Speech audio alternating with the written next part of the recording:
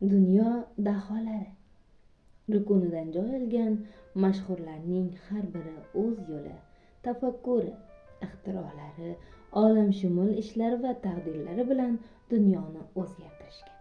Shunday taniqli insonlardan biri Muhammad Alidir.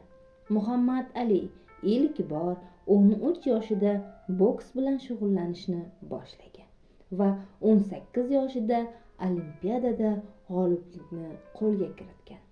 Uning ring ichida ham, ring tashqarisida ham qilgan zalvorli ishlari eng buyuk sportchi degan nomni qozonishiga sababchi bo'lgan.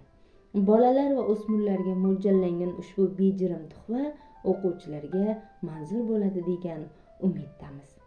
Ushbu kitobda Muhammad Alining bolalik davri, Olimpiada sari yo'l, shirin uyqudan uyg'onish, kapalakdek qanot qoq, ariday chaq, gumbur azamat, dunyoning eng dahshatli jangchisi, chempion, biyik ko'ngillar bilan hech qanday aloqam yo'q. Donolik dono emasligingni bilganingda keladi. Changalzordagi jang va nihoyat Muhammad Alining bugungi hayoti kitobimizdan o'rin olgan. Aziz kitobxon, ushbu kitobni o'qishni xohlasangiz, bizning Do'stlik tuman axborot kutubxona markazimizga tashrif buyuring va mutolaa zavqidan bahramand bo'ling.